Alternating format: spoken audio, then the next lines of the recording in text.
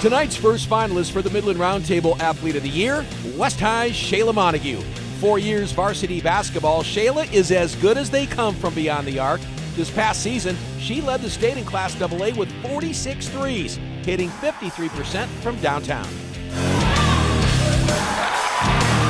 All that success leads her to Montana State Billings in the fall, where she's earned a scholarship to play for the Lady Jackets. That certainly keeps it all in the family. Father Brent was a first-team All-Pac-West player back in the 1990s, leading the Jackets to a 20-win season in 1996. Her mom, Krista, played 4 years for the Jackets, winning 3 Pac-West titles and reaching the Elite Eight in 1999. She's currently the athletic director. You couldn't blame Shayla for leaving town and the considerable shadow her parents have cast on the Jacket program. Instead, she's running straight for it and can't wait for the next chapter in her family tree. Coach Wooden up there is a really good coach, and like growing up here, I got to watch a lot of MSCB basketball, and it's always a really good program.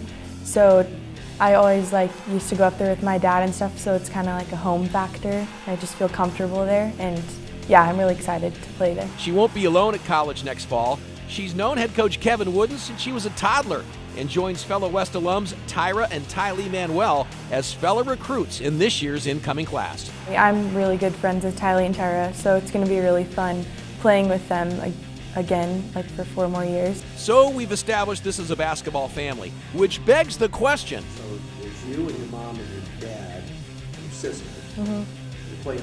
You're playing a horse in the driveway. Who wins? Probably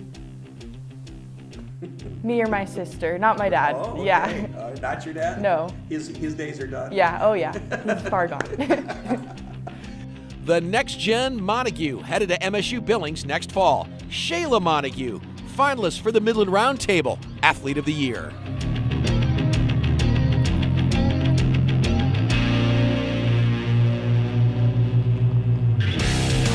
On to senior high, where the next 4 finalists call home, starting with Tavy Findon. Her quiet demeanor belies her dominance on the track.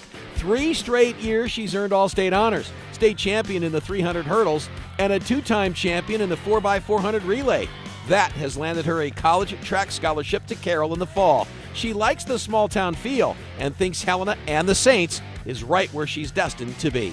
I met all the coaches, love them all. They're really homey there. I like a smaller place, so they were you just know everybody. Track not the only sport for Tavy. She played volleyball as a freshman, and as a senior, with some urging, decided to return to the court. Not a bad decision. She earned first-team All-State honors as a setter and has been selected to play on the Montana All-Star volleyball team. Senior year, the new coach was there, and all the girls were like, hey, because they graduated so many the year before, so she was like, hey, come back, try it again. And that was one of my favorite sports. So Really? I was like, I gotta come back. It's senior year, let's have some fun. And we did. It was a lot of fun. Right now, Tavy's in the midst of chasing more state championship hardware in track, despite a nagging hamstring injury this spring, which has limited her time on the track. The senior girls have carved out quite a reputation in recent years. Tavy's a big part of it and has enjoyed the closeness of her teammates over the last 4 years. It is pretty nerve-wracking, but really I'm just I really want to get back out there. Yeah. What I'm really feeling is I'm just getting frustrated with it, that I feel like I'm just going to let all of it out when I run. Tavy Findon, finalist for the Midland Roundtable Athlete of the Year.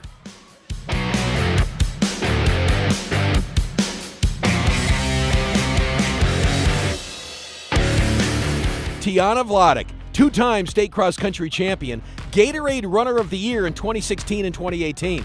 She's become the heir apparent to the Aragon sisters at senior and most definitely takes a backseat to no one when it comes to competing at the highest level. Her mentor was Christina Aragon, and no question, Tiana has nothing but respect and admiration for the youngest of the Aragon sisters. I don't think I'd be where I am without her. I mean, freshman year, I didn't really even know what I was doing, just going in there and running, and then having her in front of me all the time was something that I was so grateful for, because I don't think I'd be here right now. Cross country just part of Tiana's story at senior. Right now, she's getting ready to compete in multiple events at the state AA meet in Kalispell. She's part of the 2-time state champion 4x400 meter relay team. She'll run in the 4x800, and oh, by the way, has the best time in the state at 1,600 meters. She got used to running at an early age, mostly from her 4 brothers. It is, and it's so competitive and feisty all the time. Oh, my little brother hates this question. I don't know. I would say, I don't want to say myself because my brothers are pretty talented, but I'll say myself. I think I'm the best. She's off to Boise State in the fall on a cross-country scholarship. And while that's all well and good, academics are every bit as important. Tiana will graduate with honors in just a few short weeks. And while she plans on setting a few records of her own in the Mountain West Conference, she's also hoping to leave with a future career as well. I'm definitely wanting to major in psychology and hopefully with that becoming a sports psychologist. I mean, I've definitely found a love with learning about runners and like how they deal with the sport. I mean, I've had to deal with it all my life and just learning on like the psychological aspect. Tiana Vladeck, our 3rd finalist for the Midland Roundtable Athlete of the Year.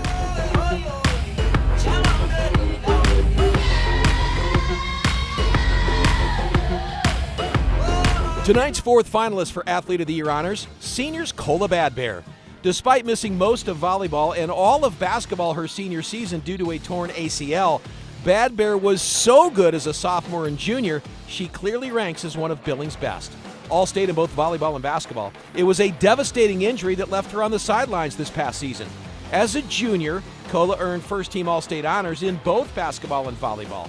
While the injury sidelined her from competition, she was there each and every night, supporting her teammates through a very difficult time. Sitting, watching practices and going to every game, it was so hard for me to just sit back and watch and know I can do so much to help them when the times are tough, That was really hard for me, but getting over it mentally, I had a lot of help. Seems Cola's gone rogue in the family when it comes to choosing between volleyball and basketball. Sister Courtney plays volleyball at Montana Tech. Naomi was a standout in volleyball right here at Rocky Mountain College. Not so for Cola. She's off to Montana State next fall on a basketball scholarship to play for the Cats. The decision not an easy one, but certainly one she's more than comfortable with moving forward. I think we all kind of knew, Courtney I thought was going to go for basketball. We all did. Yeah. And then she chose volleyball and we were like, oh, because we thought Naomi was the odd one out. There is a certain irony on the decision to play college basketball, because when asked who was the most influential coach in high school, turns out it was her volleyball coach that had the biggest impact both on and off the court. Coach Carroll. I mean, he's been coaching me since 4th grade, travel volleyball to sophomore year of high school. He was definitely really influential. Cola Badbear, tonight's 4th finalist for the Midland Roundtable Athlete of the Year.